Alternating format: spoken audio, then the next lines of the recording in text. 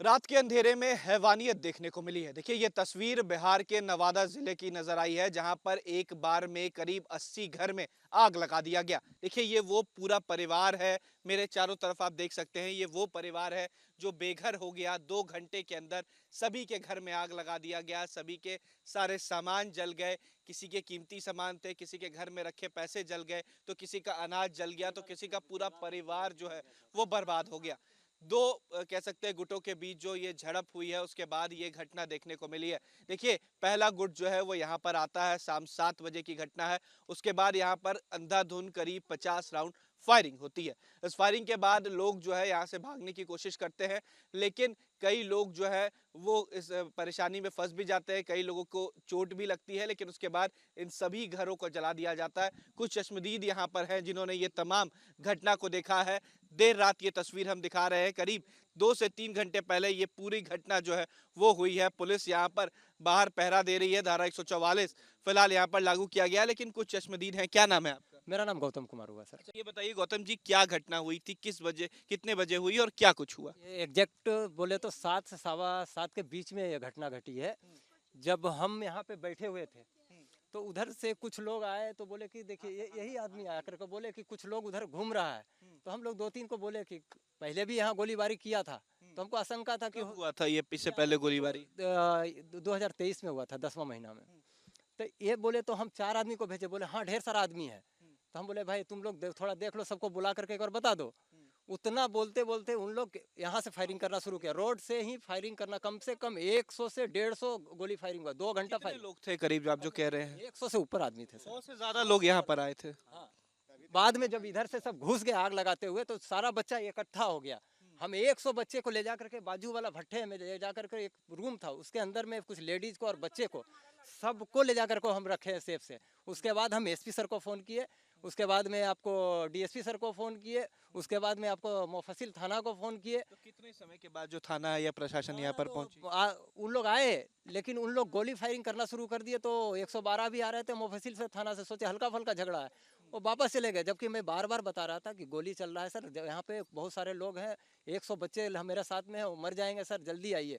तो SP sir को बोले तो एसपी सर रिजर्व फोर्स दे कर को उनको भेजा गया। बोले आप चिंता मत कीजिए, 5 मिनट के अंदर आपका फोर्स पहुंचेगा। तो एसपी साहब का कहने पर 5 मिनट के अंदर आ गए थे।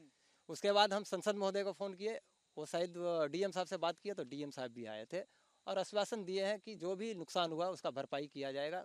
कल सुबह में सर्वे कर करके इन लोग को जो भी मुआवजा होगा दिया जाएगा। लेकिन जब ये घटना हुई, आप बता रहे हैं कि करीब 100 से ज्यादा लोग आए, फायरिंग की गई, क्या किसी की जान भी गई या कोई ऐसी घटना या अप्रिय घटना हुई? अभी फिलहाल पता चल रहा है कि अभी हम लोग ढूंढ रहे हैं, तो एक आदमी लापता है और एक आदमी कौन कुछ, लापता है? उनका नाम गुजर मांझी। अच्छा ये गुजर मांझी कहाँ है, कुछ पता चला? नहीं सर, अभी तक पता नहीं चला। हम लोग वो मुसहरी में भी देखे, इधर भी देखे, अभी पता नहीं चला है। अच्छा अब एक आदमी का यहाँ कुछ लोग बता रहे हैं कि हार्ट अटैक भी आया है, ये क्या हुआ? हाँ, कुछ दिन से वो बीमार था, लेकिन जब गोलीबारी हुआ उसके भय से वो भागने में उसको मृत्यु हो गई। क्या नाम है उनका? अनिल अनिल मांझी है। अनिल मांझी है, हाँ। जिनका हार्ट अटैक से डेथ हुआ और एक व्यक्ति जो है वो गायब है। अच्छा इसके अलावा यहाँ कितने परिवार रहते थे करीब? यहाँ कम से कम मान के चलिए सर 50 से 60 परिवार रहते थे। 60 परिवार रहते हाँ, थे।